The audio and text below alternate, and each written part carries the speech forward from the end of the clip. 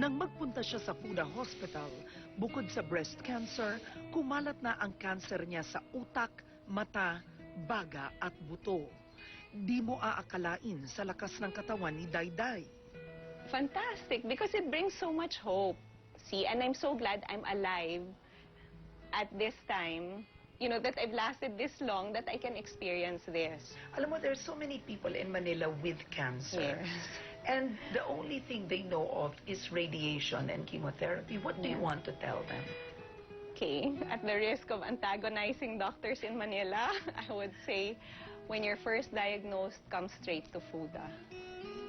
Because like breast cancer, you probably won't even need a mastectomy or a lumpectomy anymore. They can do cryosurgery and you'll keep your breast. Bukas naman ang Philippine Society of Oncology sa mga alternatibong treatment sa cancer ng Fuda Hospital.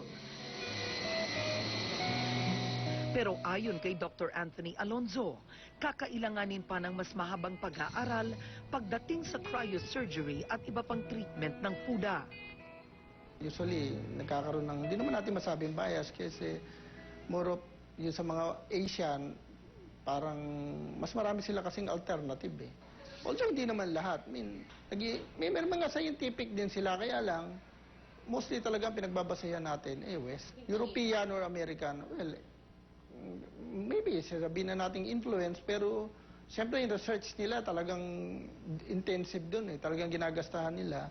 At saka yung methodology nila ng research, ito talaga sa scientific method. Pero kung Pilipinas ang pag-uusapan, wala tayong sariling institusyon na nakatuon sa pagsasaliksik at pagtuklas ng mga bagong lunas sa cancer. Unang-una kasi wala naman tayong masyadong funding to do our own research. So most of the time, yung knowledge natin, binibase natin sa mga nagagawa ng research sa ibang bansa. Pero not necessarily na naman tatanggapin natin lahat yun. Kasi nga, depende pa rin sa experience ng clinician kung anong klaseng study ang tatanggapin niya. Ang House Bill 5596 sana ang bubuo ng isang sentro para sa usapin tungkol sa cancer. Layunin sana ng bill na magtayo ng Philippine National Cancer Center, kung saan magkakaroon ng isang specialized cancer hospital, pagpapalaganap ng mga impormasyon tungkol sa cancer, at pagsasailalim ng mga doktor, nurse at iba pang medical staff sa mga training na may kinalaman sa cancer services. Mga sayantipikong pag-aaral sa pagpigil, pagpuksa at lunas para rito. Pero hanggang ngayon, nakabinbin pa rin ito sa Kongreso. Ang medicine is ever-changing. So we have to be open to new ideas. Bagamat sa Amerika nadiskubre ang cryosurgery, 10 taon pa lang ito. Bagong-bago kumpara sa tagal ng chemotherapy. Maging ang American Cancer Society naniniwalang posibleng nasagad na ang lahat pagdating sa chemotherapy. Pero para kay Dr. Alonzo, sa ngayon, chemotherapy pa lang ang tried and tested treatment sa maraming bansa.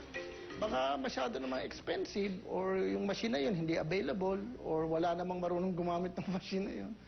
If ever. Kasi ang point doon, kung bago ka naman mag-introduce noon, ang unang tatanong kung tanggap ba ng international community. Ang sinasabi ng mga pasyente, ang mahal naman sa FUDA. Okay? Kasi 20,000 US.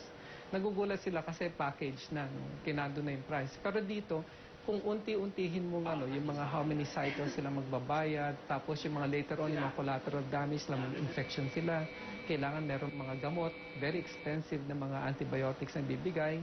Okay, later on, tapos especially with the complications that will happen, no? Pag pinagsama-sama mo yan, actually, mas mahal pa. Personal na nagpunta sa Guangzhou si Dr. Pedro Tabernero dahil sa dami ng mga pasyente niyang humihingi ng alternatibo sa chemotherapy. Naniniwala siyang hindi lang popular ang cryosurgery dahil wala pang doktor sa Pilipinas ang nagsasanay rito. The thing is, with cryosurgery, so many surgeons, so many oncologists will be affected, especially the pharmaceutical industry. Okay, especially in America, they've invested so much on these researches that they've been doing on the chemotherapy. Okay, Pag ginawa nila yan, magkakaproblema sila in terms of mababaliwala yung mga research nila. Ilang libro na ang naisulat ng mga doktor at propesor ng Fuda Cancer Hospital tungkol sa cryosurgery at immunotherapy. Dito, nakadetalye lahat ng kanilang research, test at findings. Tanggap ng mga mismong doktor ng Fuda na kung may duda man, ito ay dahil sa imahe ng China.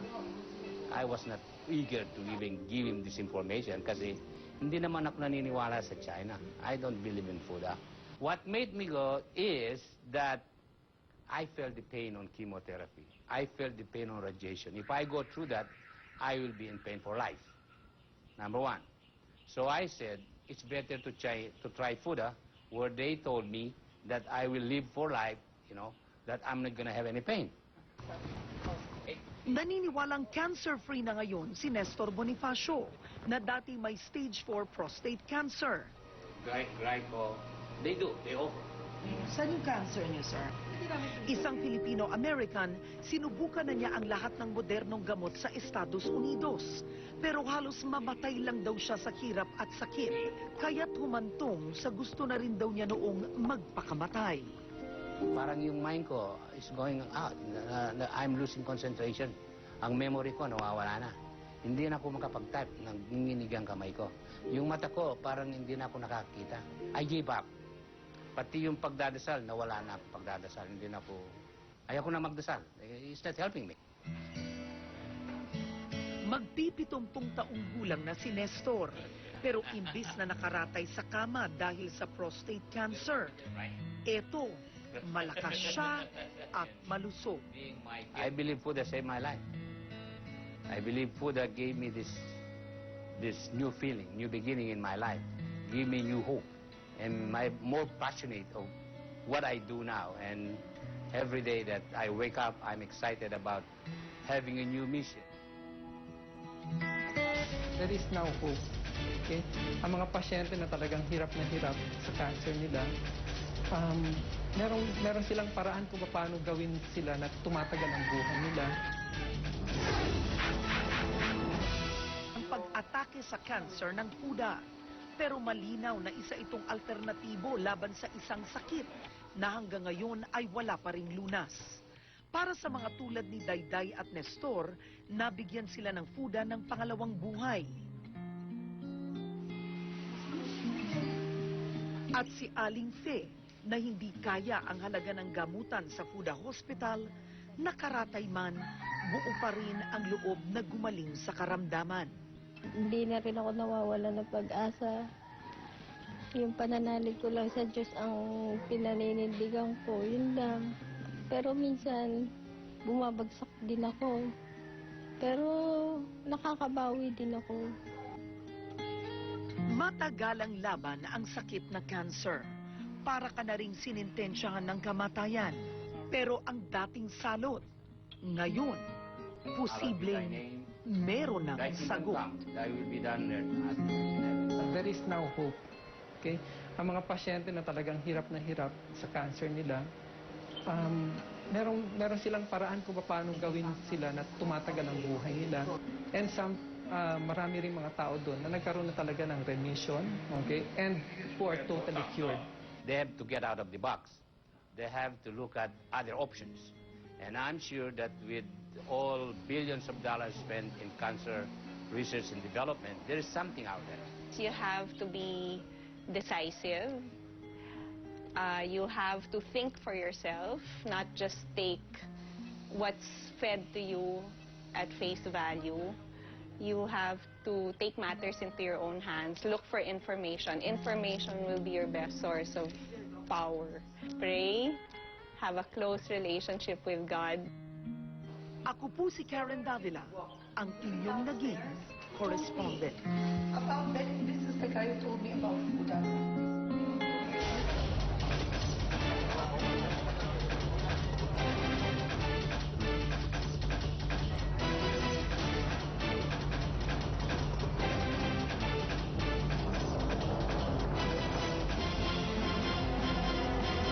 Ito nakikita niyo ngayon, ito ay ay isang pasyente na sasailalim na siya sa cryosurgery.